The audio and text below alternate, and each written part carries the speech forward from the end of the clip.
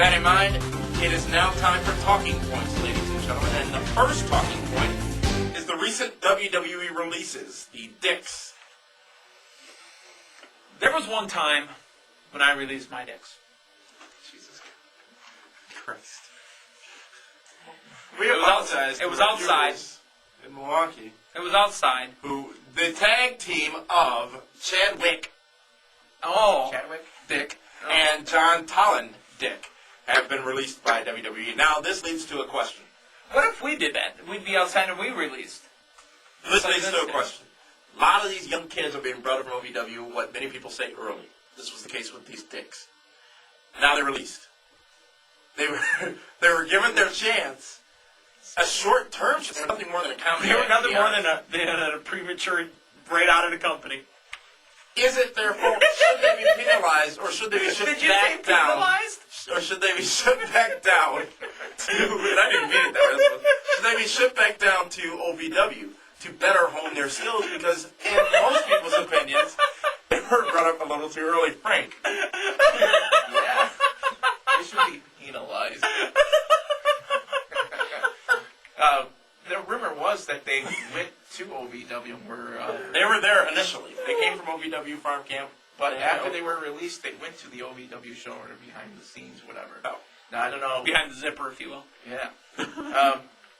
Yeah, these guys, if you're going to give them an opportunity, it's got to be longer than what they had. We're not sure how long it was that they had. But how long is a Chinese name? I haven't said that one in a while.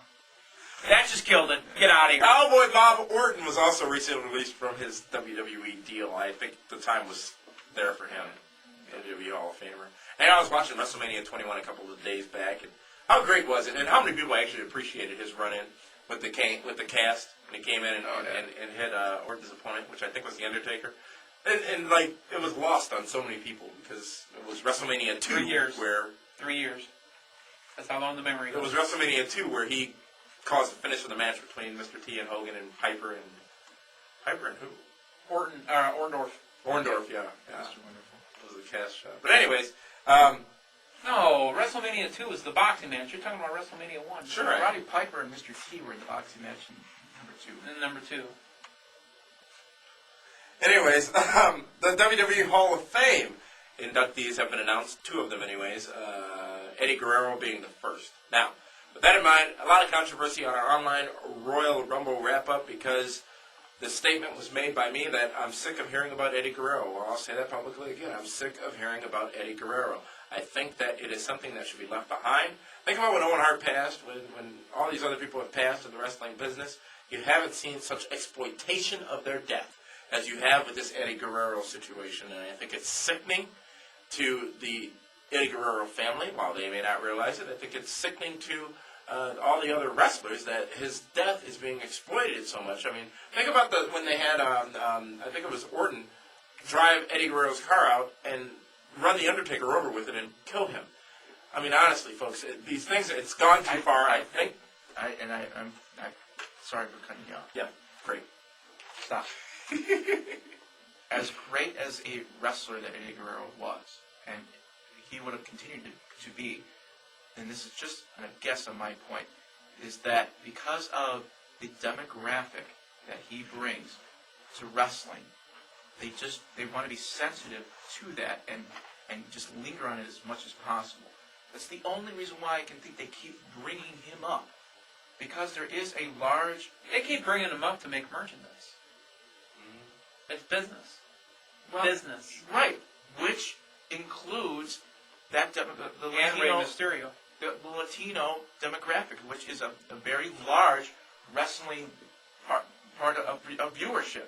So if they keep bringing him up, and is it overkill? Yeah, but I mean, he was a great wrestler and was an idol to the Latino community. But what sense does it make to have Rey Mysterio doing things in his honor, a man who's not related to him? And having Chavo, as opposed to having Chavo Guerrero Jr. No, what sense does it make to have a non-related person, and maybe they're cousins, I'm not sure, have a non-related person as opposed to his direct relative, Chavo Guerrero? Chavo's always mentioned. Chavo. No, but I mean, in Chavo the Man. Royal Rumble, wasn't Chavo? Chavo wasn't in the Royal Rumble, I don't believe. But wouldn't it have made more sense for Chavo Guerrero to do things in the honor of Eddie Chavo Guerrero? probably just disagrees with it and doesn't want to be involved in that. And he really didn't. He could have. I bet you Chavo Guerrero could have had the Rey Mysterio spot after Eddie passed away if he wanted it. At the end of No Way Out, Rey Mysterio's crying and apology to the boys and to the wife of Eddie Guerrero, and then walking down the lighted hallway was a bit more than what they did when Eddie Guerrero actually died. And that says something, folks. It's a sad state when we allow the exploitation of a dead man as such. But be that as it may, he has been inducted into business decision to do that. Don't Yeah. you think? Oh, we all know. Of course, it's business. Eddie Guerrero is being inducted into the Hall of Fame. Does this mean that all the exploitation is over? I hope so. I think after WrestleMania and his Hall of Fame induction, I think it will die down. It doesn't make as much sense now, but it really doesn't make sense after the man has been idolized and is placed in the Hall of Fame, which he deserved. And the reason I believe Anyway. that they're continuing to going on is to get to the Hall of Fame inductions, and then hopefully it dies after that.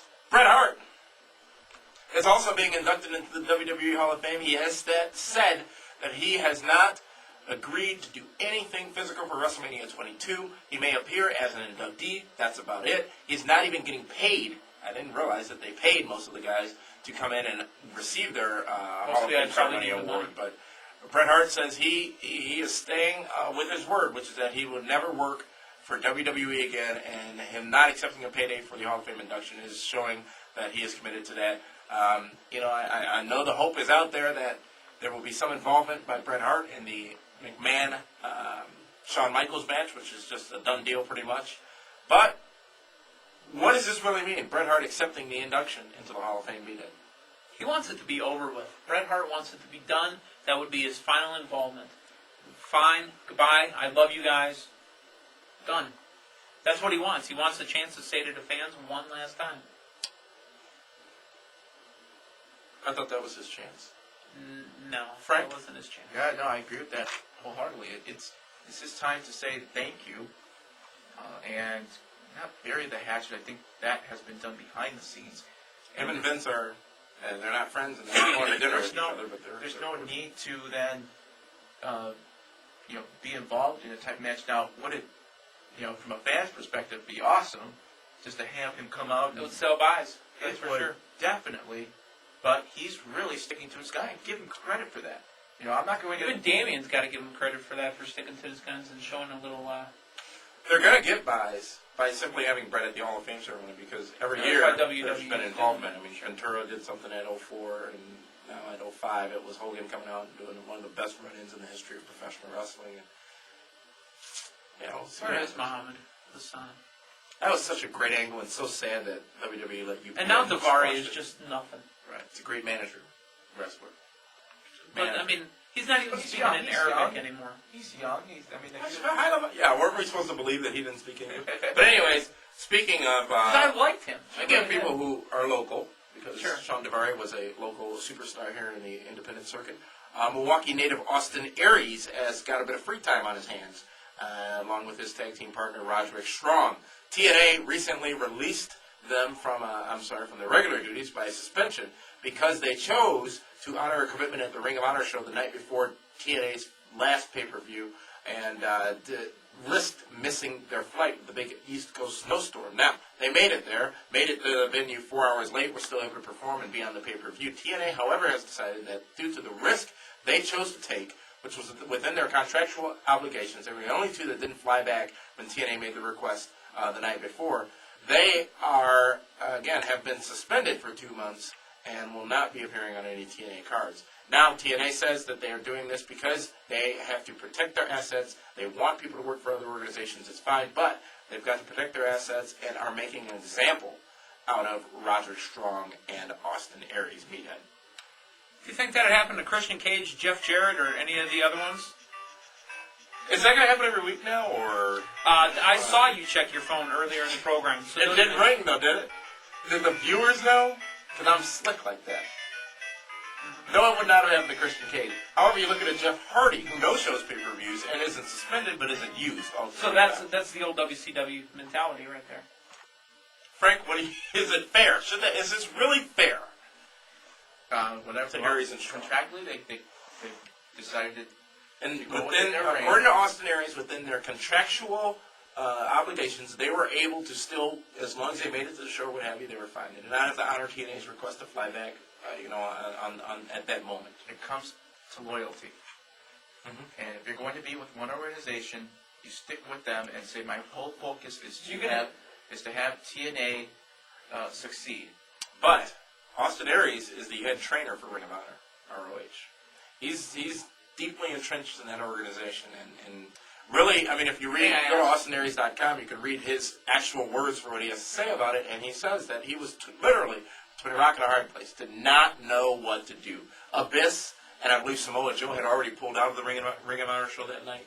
The show was going to crumble, it was going to fall apart. Granted, they had other phenomenal athletes on the card, but still, it was going to crumble, it was going to fall apart. They had to make a choice, and the choice they made worked when it was all said and done. Mm-hmm. Does that matter more so than the fact that they bucked the management Again, and decided not to do They what bucked they the were doing? management, and they basically, because they're a lower card talent, they are going to be punished. Now, again, if it were to happen to, say, a Christian Cage or a Jeff Jarrett, who could have showed up, 4 hours late and still made the pay-per-view, they wouldn't have punished them. They wouldn't have done anything to them. Again, it's the WCW mentality of treat your top-level stars one way, you treat your bottom-level stars another. I mean, you could look wrong at a boss in WCW, and you could be just... Namely, or Yeah, exactly. Kevin It'd be Nash, done. Hulk Hogan, Exactly. Scott Hall, Ric Flair. All right, WWE This is the way announces it the should be. second ECW One Night Stand. It's coming in June from the Hammerstein Ballroom in New York City. Ticket prices are extraordinarily expensive. I believe the cheapest is $100. ECW One Night Stand is back. Looks like now it's an annual event. Paul Heyman will be involved. Frank, will it succeed in year 2? Nope. The one night stand, the bringing everybody back to kind of give the fans one last shot. In this case, what else can Heyman do? Like, we remember when he just grabbed the mic and was basically shooting. On JBL and such. It just won't work anymore, in my opinion. I think it's the one-time thing was a one-time thing, and now the second time around, you can't top it, in my opinion. Meathead? I concur. I think that as long as the program is as distinctly different from whatever else they're doing as it was last year, where it was authentic ECW, from the set, from the show, from the card to It the wasn't production, authentic because it was as authentic ECW as it run could by. have gotten. I'll take that. Was it as authentic as it could have gotten? You didn't see WWE anywhere. There was no WWE involvement except for the Austin run-in at the end. But as far as logos and production and blah, blah, blah, blah, it was an Just ECW show. WWE guys up in the rafters wearing their softball. Well, yeah, jerseys, they right? thought they had to do that in order to get the buys because of the familiarity. It's the arrogance of WWE because no one knows these ECW guys, so we got to put our guys in there. Yeah. But exactly. I think it can succeed as long as, again, it's as authentic as it was last year. However, the problem is many of the athletes that were available for last year's show are not necessarily available for this year's show, so what do they do? Right, or who knows? I mean, you can get Benoit to make a token appearance, but we can already see him. Malenko, all those guys. Yeah, we've seen it. It was great last year. Lionheart, Chris Jericho. Yeah, but, all these people, like Jericho, Benoit, Guerrero, all that stuff, they're up there, but they're not viewed as ECW talent. They're not like your RVD, your Sandman, your Taz, your Tommy Dreamers. Those are ECW talent, superstars, Just Incredible, Lance Storm, things of that nature.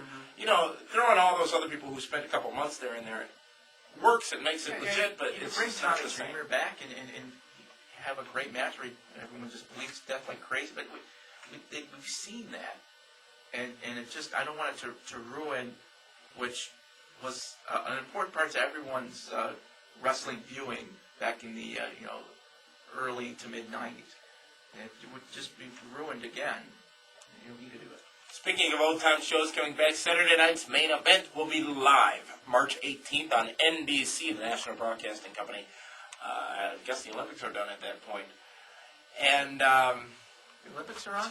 as luge occurs during this particular event ceremony, and I haven't seen that. Curling's on every night when about 6 o'clock, which I guess I didn't realize that. Curling rocks. Anyway, Saturday Night's Main Event will be live March 18th. It will use Raw and SmackDown superstars. It will be on NBC. It's the return of Saturday Night's Main Event.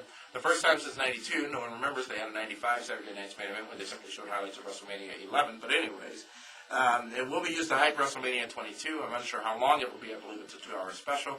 Again, live from Detroit's Cobo Arena. Frank, how do they need to do What's it a Cobo make Arena? It's in Detroit, not where the Red Wings play.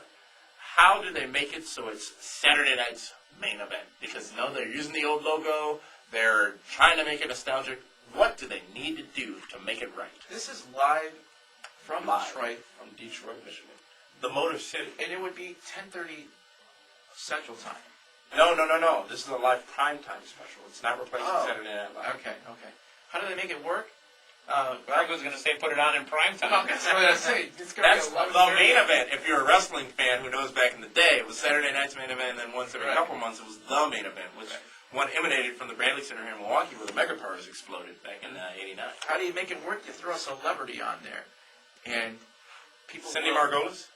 No, someone from NBC. I don't know if you pick someone. Think Ebersol?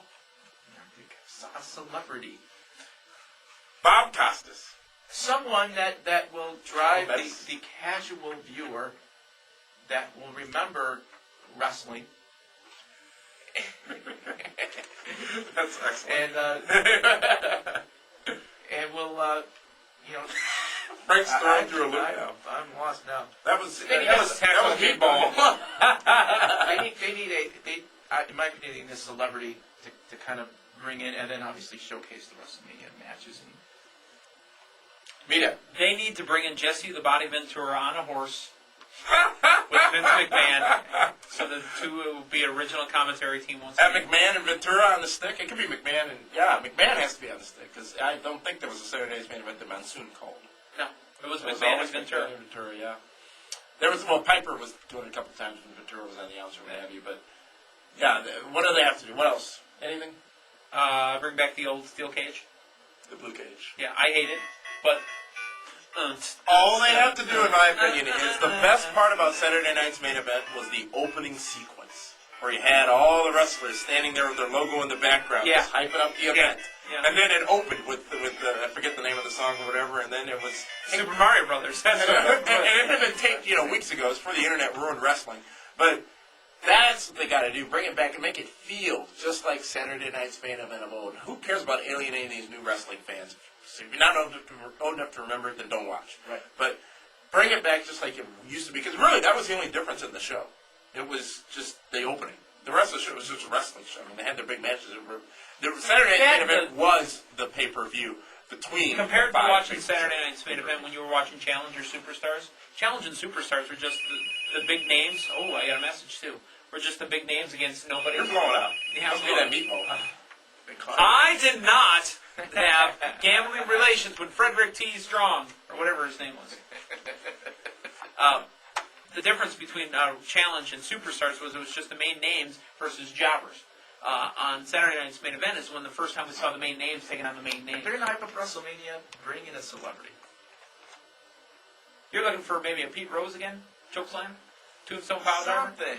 San Diego Chicken? You want people, you want Bob ESPN, you want ESPN to show, oh my God, I can't believe Mike Piazza ESPN was there. They tried to get AJ Piersky. AJ From the- Pierzynski? yeah, him from the- But he was the already on Sox. TNA?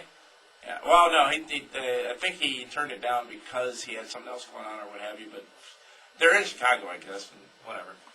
Mantel was going to be at the pay-per-view, I believe. That's a shame. So, anyway, Not a man cow be that as it may, I used to be until he tried to shove his political views down my throat. He also tried to shove me personally with his hand. The next talking point is a question, actually. Who's worse, Triple H or Jeff Jarrett? Define what There is nothing defined. Who's worse, Triple H or Jeff Jarrett? Triple H. Definition would make it easy. Triple H, Frank? Yeah, I Triple agree, H. Triple H. I say Jeff Jarrett. Because Triple H can bring it. Jarrett can wrestle, but Triple H is clearly a main event superstar. Yeah, you got to define. No, Yeah. I didn't know. I didn't define it. I simply gave the reason why I say Jarrett is worse. You had the opportunity. You still have the opportunity to give your reason why you feel Triple H is worse, or Triple H is worse. He's a worse because of how he gets to a main event. We know why he's there. Jared, same. Jared the same way, but Makes sense. this is. I mean, I was there. he probably had a lot to do with the release of the dicks, did Triple H. Stephanie is pregnant.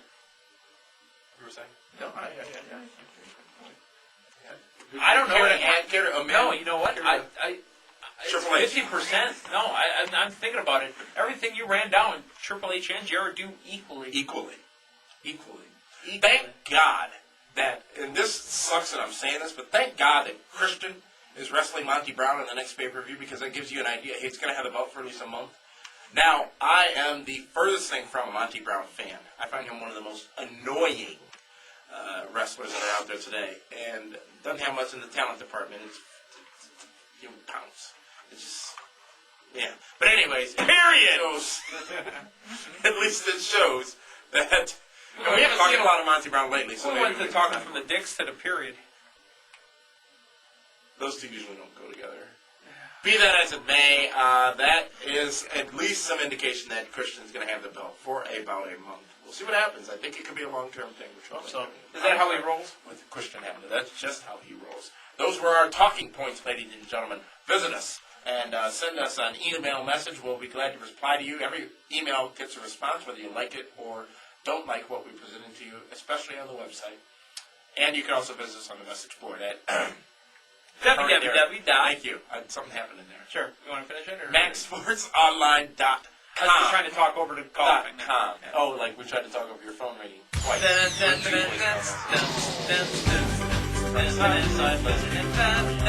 Milwaukee.